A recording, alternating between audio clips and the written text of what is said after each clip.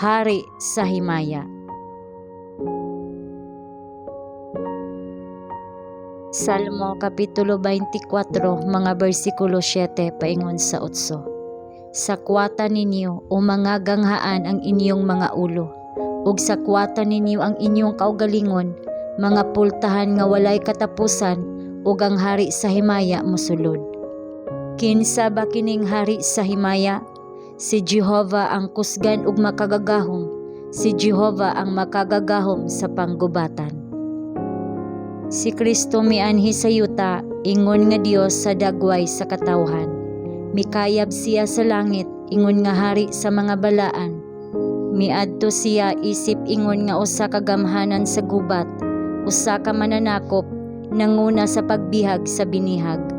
Gitambungan siya sa langit nung panon, taliwala sa mga singgit ug mga pag-awit sa pagdayig, ug langit nun nga awit.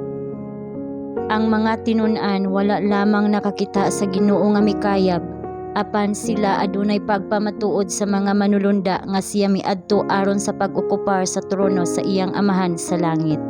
Ang kahayag sa langit nung tig-uban ug ang pag-abli sa mahimayaong mga ganghaan sa Dios aron sa pag-abi-abi kaniya, dili mailhan sa mortal nga mga mata.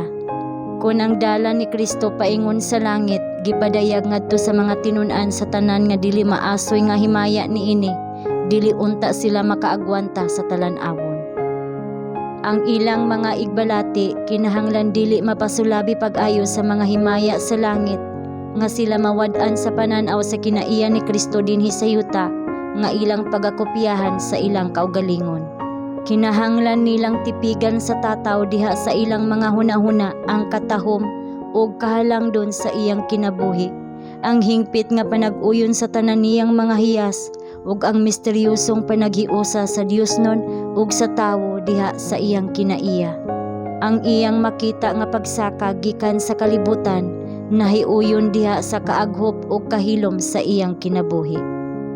Daw unsa nga tinubdan sa kalipay alang sa mga disipulo nga mahibaluan nga sila adunay usa ka higala didto sa langit nga magapangamuyo alang kanila.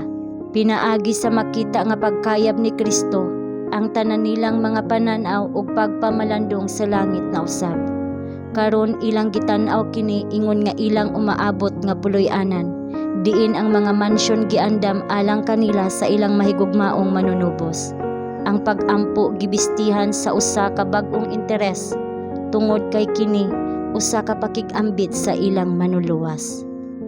Sila adunay ibanghilyo nga isangyaw, si Kristo diha sa tawhanong dagway, usa ka tawo sa mga kasub-anan.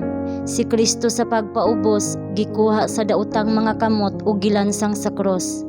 Si Kristo na banhaw ug mikayab sa langit ngadto sa presensya sa Dios aron mahimong manlalaban sa tawo. Si Kristo moanhi pag-usab uban ang gahom ug dakong himaya diha sa mga panganod sa langit.